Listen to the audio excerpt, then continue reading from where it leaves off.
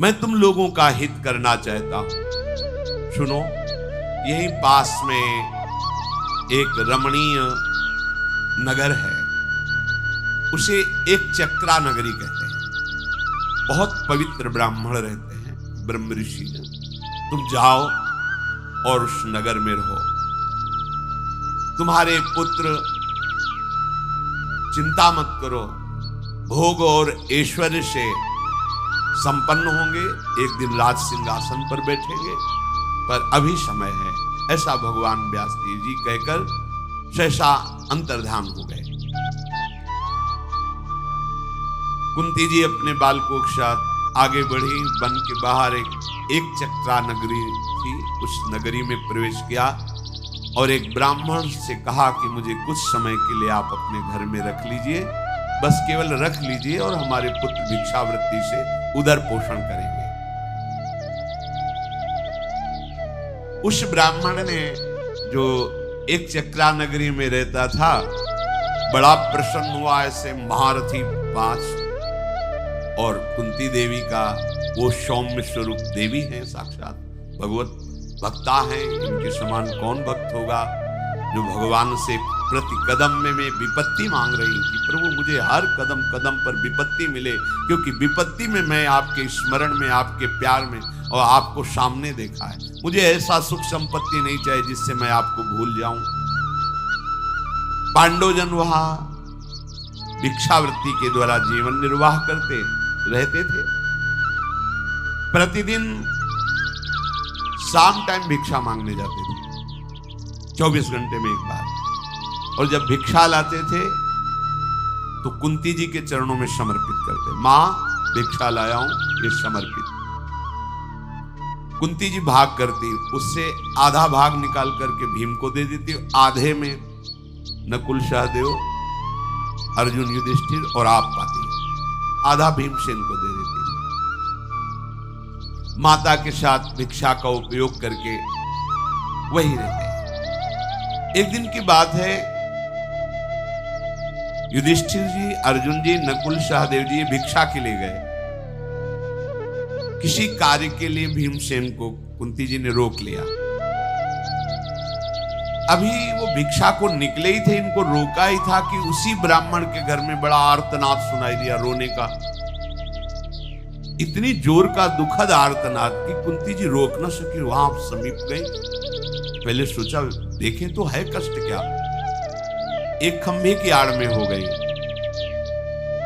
उस समय वो जो ब्राह्मण था रो रो के कह रहा था कि तुम सब निश्चिंत रहो, मैं मरूंगा,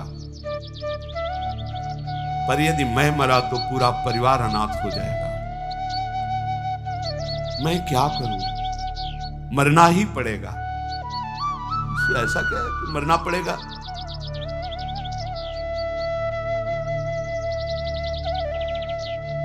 पत्नी ने कहा कि अगर आप मरोगे ना तो पूरे परिवार का पोषण नहीं हो पाएगा, मैं मरूंगी ना तो तुम परिवार का तो पोषण कर लोगे।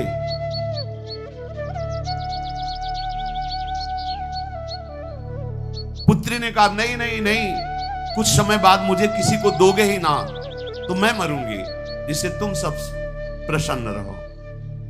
छोटा सा एक बालक था, एक बालिका, एक बालक। वो बालक बहुत छोटा था, तोतली वाणी में उसे छोटा सा डंडा उठाया और कहा तुम कोई नहीं मरोगे, मैं उसे मारूंगा। ऐसे कुंती जी का हृदय द्रवित हो गया। सामने ही क्या बात है, ये मरना क्या आप लगाए हुए हो, कौन है, क्या है, क्या विपत्ति है, क्यों आर्तभाव से रो रहे हो? उनका नहीं नहीं, आप जाओ, हम भारी समस्या में पड़े हुए हैं, आप हमारी बात मत सुनो, आप हमारे अतिथि हो, आप सुखपूर्वक रहो। कुंती जी ने कहा हम कोई साधारण अतिथि नहीं है, त्रिभुवन में ऐसा कोई है ही नहीं कि जिसके यहां मैं रह रही हूं उसको बाल बांका कर सके। तुम बताओ ना, ये पहले मैं मरूंगा, पहले मैं मरूंगा, ये क्या बात हो रही तुम लोगों की, मैं समझ नहीं पाई। उनका कहीं भाग कर जाना चाहूं तो भाग भी नहीं सकता, बताने की इच्छा भी नहीं हो रही, क्योंकि तुम संकट में फंस जाओगी यदि हमारी बात सुनोगी। बड़ी कठिन विपत्ति में फंस गया हूं, अब मेरे जीवन को बचाने वाला कोई नहीं है। कुंती जी ने कहा कि क्या क्या समस्या तुम्हारी क्या है? उन्होंने कहा कि बस मुझे अब परलोक ही जाना है। वो डर रहे थे कि अगर हमने इनसे कोई बात कही और ये नगर में बात गई तो पूरे नगर का नाश हो जाएगा। ब्राह्मण केवल आप एक बार बोलिए कि आपका दुख क्या है। उनका किसी से कहना नहीं। यहां से 2 कोस दूरी पर यमुना नदी के किनारे पर्वत में एक भयंकर गुफा है और उसमें बक नाम का भयंकर राक्षस रहता है और वो इतना बलवान है कि वो नगर के नगर को खा जाता है। बहुत खोटी बुद्धि वाला है। वो मनुष्यों के मांस से ही पुष्ट हुआ है। प्रतिदिन पूरी प्रजा को अनाथ देख करके सब लोगों ने निश्चय किया है कि क्रम से इसको एक एक दिन का भोजन दिया जाएगा, जिससे पूरे नगर को मनमानी ये नहीं खाएगा। उसके लिए 20 बैलगाड़ी, अगहनी चावल का भात, 20 बैलगाड़ी चावल भात और 200 भैंसे, कढ़ी रोटी पकौड़ी पुआ ये सब बिना गिनती के, और वो एक मनुष्य परिवार से वो लेके जाएगा। तो जैसे मिर्च खाई जाती है ऐसे बीच बीच में मनुष्य को खाएगा और ये सब भोजन खाएगा। बकासुर उसका नाम तो बक। हर एक इस देश में हर एक घर की बारी आती है और घर का एक मनुष्य ये सब लेकर के जाता है। काफी समय बाद बारी पड़ती है, पर जिसकी बारी पड़ती है उजड़ जाता है। कितना उसको भोजन, अगर कोई छूटने का प्रयत्न करे तो मोहल्ले के मोहल्ले को खा जाता है। इसलिए भयवश जिसकी बारी होती है उसको जाना ही पड़ता है। और आज हमारी बारी है ना, हमारे पास इतना विशाल काय भोजन है, इतनी गाड़ी चावल लो सब, और हम गरीब ब्राह्मण 200 भैंसे कहां से खरीदे? और हम जाएंगे तो हमको भी खा जाएगा, नहीं जाएंगे तो पूरे मोहल्ले को खा जाएगा। इसीलिए हम सब रो रहे हैं कि क्या करें, कैसे करें। मेरे पास धन नहीं है कि मैं किसी को खरीद करके ऐसी भोग सामग्री वहां पहुंचाऊं। अब उस राक्षस से छूटने का कोई उपाय नहीं है, अब तो हमें नष्ट ही होना है। एक बार सोचता हूं कि पूरे परिवार से जाकर उसके सामने बैठ जाऊं, फिर सोचता हूं छोटे छोटे बच्चे बच्ची हैं, बड़ी नृशंस हत्या होगी। कुंती बोली आपने पहले क्यों नहीं बता दिया? आपको बिल्कुल विषाद नहीं करना चाहिए। तुम्हारे तो एक पुत्र है, मेरे 5 पुत्र हैं, एक दिया। तुम चिंता मत करो, हमारे 5 पुत्र हैं, हमने एक पुत्र दिया, आपके लिए दिया। ब्राह्मण ने कहा कदापि नहीं, मैं सब कुछ सहन कर सकता हूं, लेकिन जिसको शरण दिया है उसको कष्ट हो जाए ऐसा नहीं। ये देखो धर्म का ये स्वरूप। तुम हमारी शरण में हो, तुम्हें कष्ट नहीं दे सकता, मैं पूरे परिवार सहित वहां जाकर के अपने को खवा सकता हूं। कुंती जी ने कहा ब्रह्मा ने हमारे बेटा ऐसे बेटे नहीं हैं। तुमको बताऊं, जो बेटा आज रुक गया है ये मंत्रवेत्ता है, ये जादू जानता है। ब्राह्मण को सरल भाषा में समझाया, वो अपने मंत्र से दैत्य को वश में करके मार डालेगा, बस किसी से कहना नहीं, किसी से नहीं कहना। ब्राह्मण को लगा कि वो मंत्र तो हम भी सीख लेंगे, तो बोले वो मंत्र जल्दी किसी को सिखाया नहीं जाता,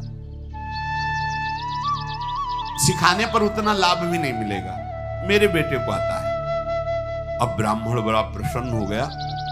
कुंती जी ने कहा कुछ खीर पुआ तैयार करवा लो, भैंसे वैसे तो रहने दो, क्योंकि जो ले जाएगा उसी के लिए भी तो चाहिए। अब वहां जब 20 गाड़ी चावल तैयार करना था तो अपने हिसाब से उसने भोजन भीम से कहा कि बेटा हमारा धर्म है, जो विपत्ति में फंसा हो उसको सहयोग कर। देखो परहित सरिस धर्म नहीं भाई। अगर कोई बहुत बीमार पड़ा है और उसकी सेवा करने वाला कोई नहीं, यदि आप उसको दवा देते हैं, सेवा करते हैं, तो बहुत बड़ा पुण्य होगा, ये भगवान की बड़ी सेवा हो जाएगी। कोई वृद्ध है उसको आप सुविधा दोगे, भोजन दो, बड़ा मंगल होगा। भगवान इससे बहुत जल्दी कोई विपत्ति में फंसा है उसका सहयोग कर दीजिए बिना किसी लाभ की आकांक्षा किए। वो ब्राह्मण प्रसन्न हो गया। भीमसेन ने कहा, मां आप निश्चिंत रहना, आप चिंतित मत होना। इतने में युधिष्ठिर जी आ गए। भीमसेन की आकृति को देख के ही पता चल गया। कुंती जी से कहा, ये कुछ करना चाहता है, इसके चेहरे से पता चल रहा है, इसने क्या ठान लिया है। तो कुंती जी ने कहा कि मेरी आज्ञा से ब्राह्मण के घर में ऐसा संकट आ गया है, तो मां ये अशय और दुष्कर साहस है, भला आप अपने पुत्र को ऐसी जगह क्यों भेज रही हैं। उनका बेटा जिसका कहीं थोड़ा भी अगर सुख लिया जाए तो बदले में उसको बहुत सुख देने का विधान करना चाहिए। ऐसे धर्मात्मा को अगर एक बार किसी ने तुम्हें संकट में पानी भी पिला दिया है तो कृतज्ञ रहना चाहिए। पर आजकल न सत्संग है न शास्त्रों का स्वाध्याय, जो तुम्हारा हित करे उसी के गले में छुरी चला दे, ऐसा स्वभाव बन रहा है लोगों का। पर ऐसा नहीं होना चाहिए। आश्चर्य होता है, जिस मां ने अपने हृदय में इतना वात्सल्य रख करके जब हम लघुशंका कर देते हैं तो अपना गीले पे लेट जाती है, हमें सूखे पे से। वो अपने वक्षा स्थल का दूध पान कराकर हमें बड़ा करती है, और जब वो वृद्धावस्था खो जाती है, उसकी सेवा का समय होता है, तो अपनी बहू को लेकर देश विदेश घूमते हैं, उस माँ की कोई परवाह नहीं करते। हाँ, बहुत धन हुआ तो अनाथालय में वृद्धाश्रम में भेज दिया, लेकिन सोचो उस समय उसे प्रेम की आवश्यकता है, धन की नहीं। उसे उसी दुलार की आवश्यकता है जिस दुलार से तुम्हें पाला। बहुत बुद्धि निकृष्ट भाव को प्राप्त हो जाती है। वो अपने माता पिता को ऐसे नहीं करना चाहिए। भाई आगे चलकर तुम भी वही बनने वाले हो, तुम भी वृद्ध होने वाले हो कि तुम्हारा लड़का अमेरिका में रहेगा, फोन से बात भी नहीं करेगा। जैसे तुम आचरण करोगे वैसा ही बर्ताव तुम्हारे साथ होगा। वृद्धों की सेवा करना ये सबसे बड़ी तपस्या है, क्योंकि जब आप सेवा करोगे तो कटुवचन भी बोलेंगे, आपको सहना होगा। सहन करके उनकी सेवा कर ले गए तो वही तुम्हारे उत्तम लोकों की प्राप्ति का कारण होगा। तो बेटा, मैं देख सकती हूं कि देवराज वज्रपाणी इंद्र की भी सामर्थ्य नहीं कि मेरे बेटा भीम को परास्त कर दें। इसलिए मैंने किसी लोभ से या ज्ञान से या मोह से नहीं, धर्म के द्वारा सत्य का विचार करके ब्राह्मण की रक्षा के लिए भीमसेन को आदेश किया है। युधिष्ठिर ने कहा, मां आपका निश्चय सत्य है, आपको यत्न पूर्वक ब्राह्मण की रक्षा करने का जो भाव आया है मैं स्वीकार करता हूं। बिना युधिष्ठिर की अनुमति के कोई कार्य नहीं होता था। अब ब्राह्मण की रक्षा के लिए भीमसेन ने मां को प्रणाम किया। ब्राह्मणों को जो उनके घर में रहते थे उनको दाहिने करके प्रणाम मुद्रा में होकर वो सब सामग्री लेकर गए और उसकी गुफा के सामने दहाड़ लगाई और बैठकर पुआ पूरी खीर जो ब्राह्मण ने बना दी थी खा ली। और निकला राक्षस, उसने देखा कि ये मेरे लिए लाया हुआ भोजन तो स्वयं चट कर रहा है, वैसे वैसे तो दिखाई नहीं दिए। बहुत क्रोधित हुआ। भीमसेन भोजन कर रहे थे, आया और दोनों हाथ से घूंसा बांधकर भीमसेन की पीठ पर प्रहार किया। भीमसेन पाते रहे, बार बार वो प्रहार करता, वो बोले भी नहीं। पा लिए उसने एक बड़ा वृक्ष उखाड़ा और भीमसेन पर प्रहार किया। वृक्ष चूर, भीमसेन पार। जब पा चुके, आचमन किए, तब लौट करके उसकी तरफ हेरे। वो दैत्य बक दांतों से उठ चबा रहा था।